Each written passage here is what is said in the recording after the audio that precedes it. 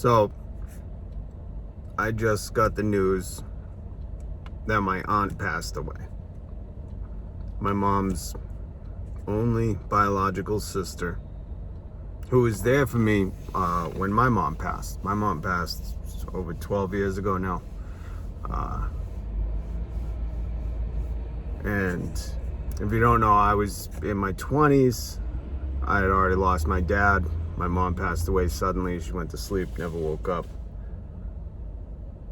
And now, we're enduring this loss. And my aunt had kids, and I just spoke to my cousin, and when I talk about earning a living wage, what I fight for, I'd say the hardest. This is why.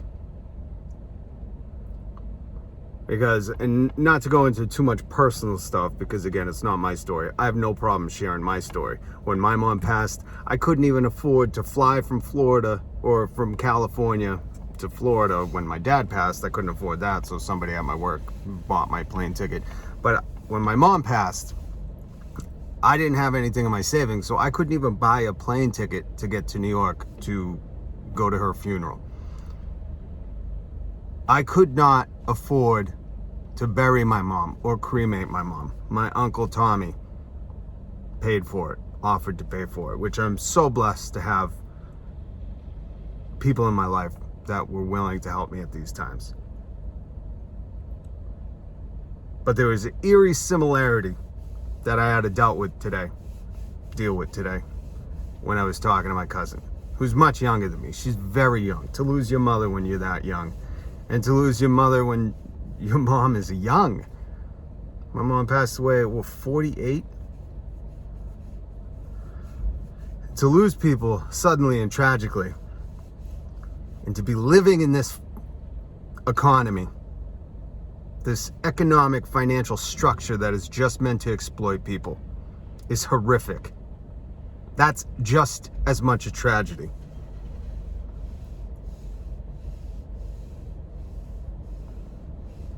And my cousin, again, not to go too much into her story, but thankfully she has some people in her life who are helping her fly from New Jersey to Florida just so she can bury her mom, just so she can deal with this ordeal.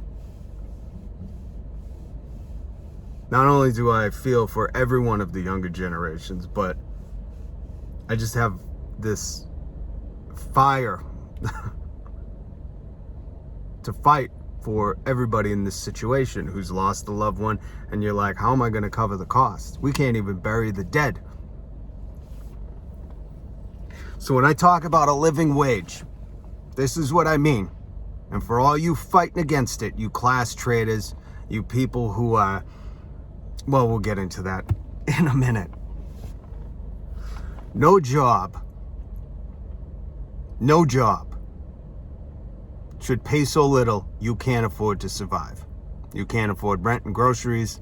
You can't afford gas to get to work. You can't afford a tragedy. And most Americans can't. 62%. A recent poll just showed that they don't have savings. And when tragedy strikes, how do you afford it if you don't have savings? You can't. You just hope and pray that somebody in your life can help you out. That's what I've done with every tragedy in my life. I've been blessed enough to have that. My cousin, thankfully blessed enough. But most of my other cousins' family cannot go to this funeral. And it's not because they didn't work hard enough or they didn't get a college degree.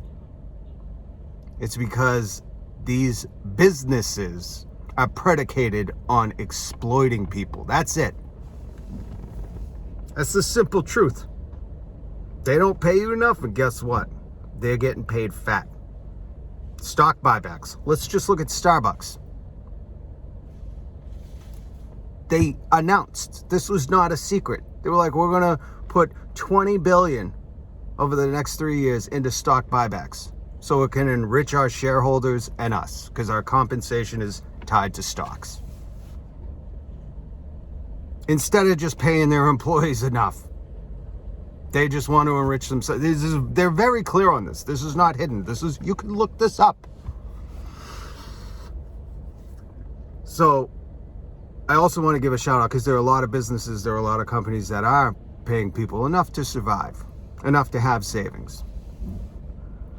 And for all you free marketers, you Econ 101ers, well, if your business can't pay people to have enough purchasing power to even purchase the goods at your business, shouldn't your business not exist? That's just Econ 101. That's just a free market saying that you shouldn't exist.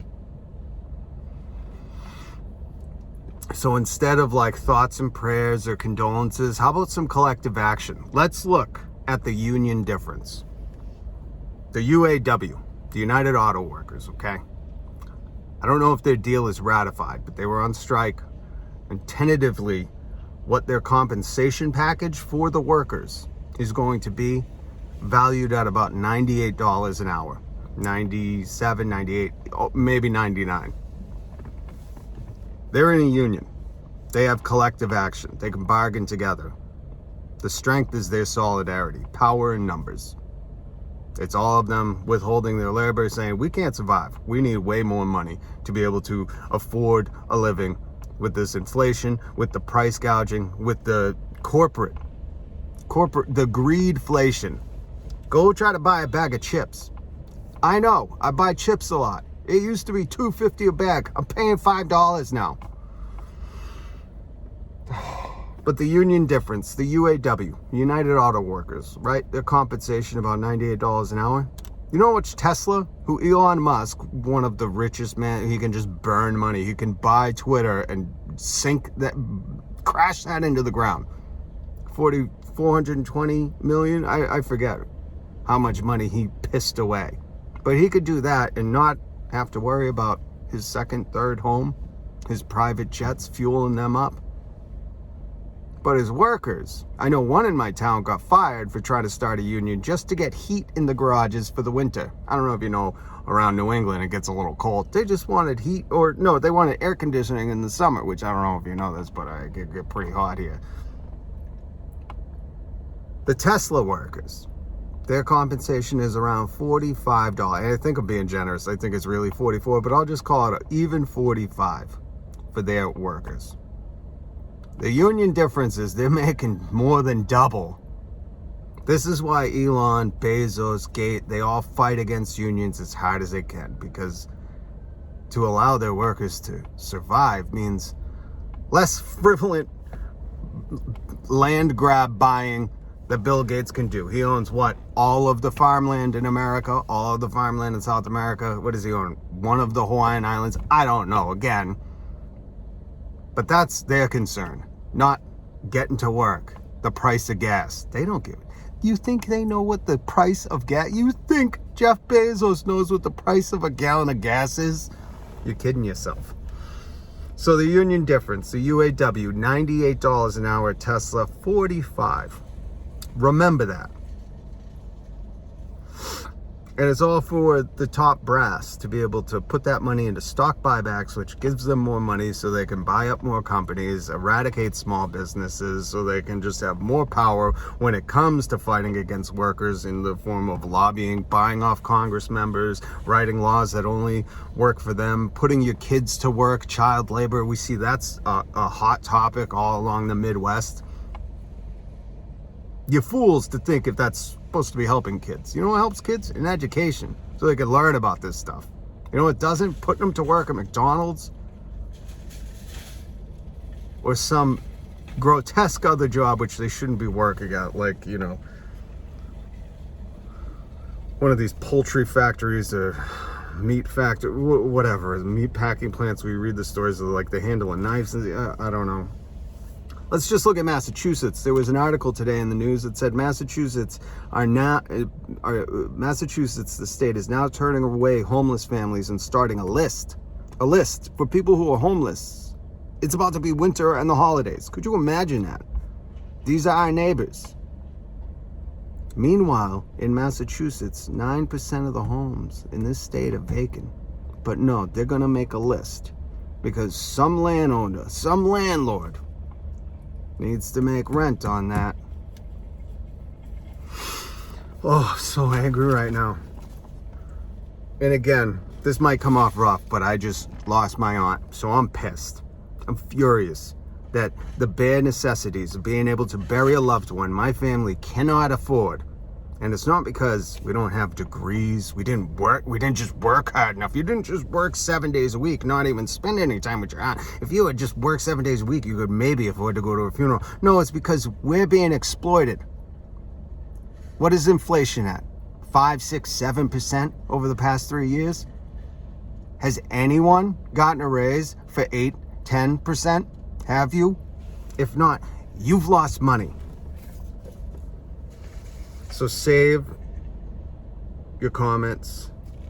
The ones that go, oh, well, if we're asking for more money an hour, I want $1 million. I love when I hear that. Oh, then I want 100 an hour. If that's what it equates to with inflation, the auto workers are getting that. Why not? Do you know what your CEO, just wherever you work, look up what your CEO works at. And if it's a small business, different story. Most likely, a lot of the small businesses I've checked out, they actually pay more than the Targets, the Walmarts, the Googles, the Disney. We're talking about big names. These people are not going broke. Elon Musk, he's not paying rent, and he can afford to pay rent. Oh. It's not what we're addressing. So save all your comments of, well, then I'm going to ask for $1 billion an hour. We're not just reaching out of the thin air to say, here's what I need, here's what I'm worth. It doesn't matter if you make coffee, you take out the trash, you stock shelves at a grocery. What happened to the grocery workers who were stocking these shelves that we couldn't buy toilet paper 4 packs at a time or Lysol wipes? You had to buy one at a time. And these people were out there putting their lives on the line, just like the nurses that are on strike, by the way, just like everybody who was an essential worker who got hazard pay for like 3 months in Massachusetts. The hazard wasn't over, Baker. You. All these people that at their jobs, they just can't afford to survive. Remember, there's some humanity to this. I know people want to take the humanity out and just go, if you stock shelves, why should you get paid $30 an hour? Then what about, and it's mostly derived out of selfishness. It's your ego. You go, well, what about me? I make $30 an hour right now. Guess what? Here's some surprising news for you. You're underpaid. If you have a trade, a skill, if you're highly educated, you're underpaid. Look at the jobs the college graduates are getting. 50, 60K a year, maybe 100K, depending what field you're in. You're all underpaid. Is that good? Are you done with your comments, your snide comments, where it removes the humanity of people who are making a minimum wage that has federally not gone up since, Jesus, my mother was protesting this in 2010, 9. So it hasn't gone up in almost 15 years, almost 2 decades. And before you go, well, my state raised it. And guess what? Your state didn't go under. My state, Massachusetts, raised it. It's 15.25. And guess what? Our economy didn't collapse, all you Econ 101 majors. In fact, the economy gets better when people have purchasing power. Just, you know how that works. So stop. We're talking about survival. We're talking about burying our dead and not being able to afford that. Save your comments. They're not helping anyone. They're not helping your neighbors, unless you live next to Jeff Bezos. Then you're a class traitor. That's what you are. You're a class traitor when you fight against people who are the lowest paid, the most vulnerable, just being able to go to the doctors. Because like in my situation, I don't get paid enough. They take out so much from my healthcare that by the time I get my paycheck, I can't afford co-pays. Are you kidding? I gotta afford food and gas. I can't pay for co-pays. I gotta stop seeing my doctor because I can't afford the other life essentials because they've gone up so much. Your comments aren't helping us. Stop. Join the fight. Stop fighting against us. Who do you think that helps? And trust me, if unions and workers make collective action, your wages will go up. That's just, again, just looked at, it's so simple to not be so self-absorbed in your narcissism to think like, oh, well, what about me? What about me? Just look it up. When unions are in town, your wages go up. They got to compete. Again, free marketers. Look it up. I got a headache. I think this video is over. I got a migraine. Or what's working to be a migraine, and I'm furious. I just lost my aunt. I don't know how to process it yet, and I'm pissed because I can't do anything to help my younger cousin. Nothing. When I talked to her, I was like, you know, I tell everybody, I'll do anything I can to help as long as it don't involve money, because we're barely getting by. Please don't be a class traitor. I'm begging you. So many people. And the worst part is I see some of I see some of these people in person. I know. I don't personally know, but I know some of these people that wear the shirts that say everything's woke and that are against the workers just trying to survive, and they live at their mother's house. Not saying they haven't had a hard day in their life, but when they're not paying rent and they're living with their mother and they're saying, oh, if you stock a shelf, if you make coffee, you shouldn't be earning that much. It's got to be nice when you're not paying rent, heat, utilities, electric, when your car's paid for. I'm telling you, I know personally people that are fighting against the working class that have this luxury of, one guy told me, you just live with your parents until you can afford to buy a house. What about the people who lost their parents when they were real young? My brother, 15. What do those people do?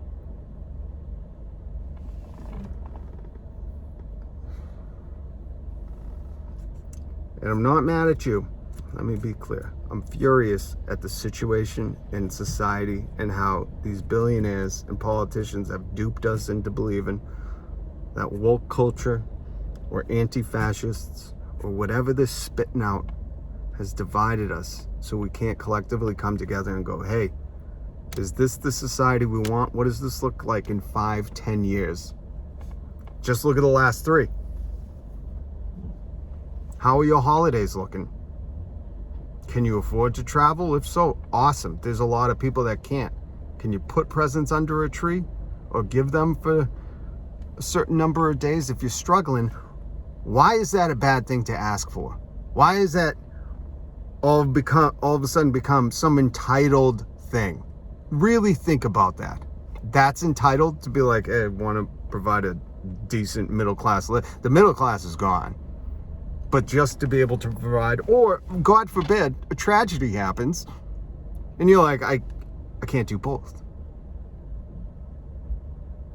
What we're asking for is not entitled. If anything, these politicians, these top brass at these companies are entitled to think that these workers shouldn't get more, because without the workers, they don't make any money. Proof is, why do you think they were so terrified of the strikes? Collective action, that's what I asked for. If you're one of the people who offers up thoughts and prayers, save it. Thoughts and prayers are not going to get me to my aunt's funeral. Being paid a livable wage, a wage you can live on, which, by the way, if you didn't know, but when FDR implemented the minimum wage, and don't let socialism as a scare word be used against you. What I like to ask those people, so if there's part of a socialist democracy that's going to happen in America, just like the Great New Deal that FDR implemented, which, by the way, in 1938, when he implemented it, he said, this is not meant to be the bare minimum. He said, these are meant to be the wages of a decent living. A decent living. That's what we're asking for, decency. But some people like dehumanizing those and makes them feel bad. I don't know. What is it? Let me ask you. What is it? What is it? What scares you about the word social? Just the word. I go, what? Do we collapse into what? They always say Venezuela. Look into Venezuela and, you know, why that situation is what it is. I don't see what's wrong with... In fact, I'd be happier if I seen less old people bagging groceries and knowing that they were taken care of. They didn't have to worry about prescriptions, rent, or they weren't forced to work. I would be okay with the people stocking shelves, making coffee, being able to take time off to go on vacation. They said they were going to Hawaii. I'd be like, that's awesome. You probably get back, be happier, do better job at your work. If you're furious about customer service or how people are acting when you're out shopping, guess what? Most likely it's because they are exploited and they are miserable at their job because they're barely making ends meet and they are trapped. They have to go there. They can't go back to school like you want them to get a degree and do something better. They can't afford that, number one. And for those of you, let me address this. If you're going to say, oh, well, it's teenager work. First of all, have you ever went and got coffee at Starbucks during school hours? Are they closed? No, because it's not teenagers working there.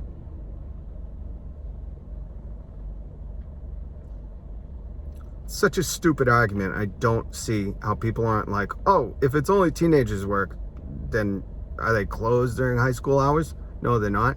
And if it is teenager work, why wouldn't we want to pay them the most so they could afford college? Have you seen the price of college lately? They need to save up. Why not pay them more? I'm fine with that. How does it affect you? And if you're going to go to the free market econo 101 thing, do some here we go. I'll do something. Do your research. Find out what happens when people get paid more in your area. I was just testifying where we had state senators, Congress people talking about the economy in Massachusetts when the minimum wage went up. They were all the scare words that the economy is going to close. It turned out it got better. Turned out. What are you scared of? Save your thoughts and prayers. I want collective action.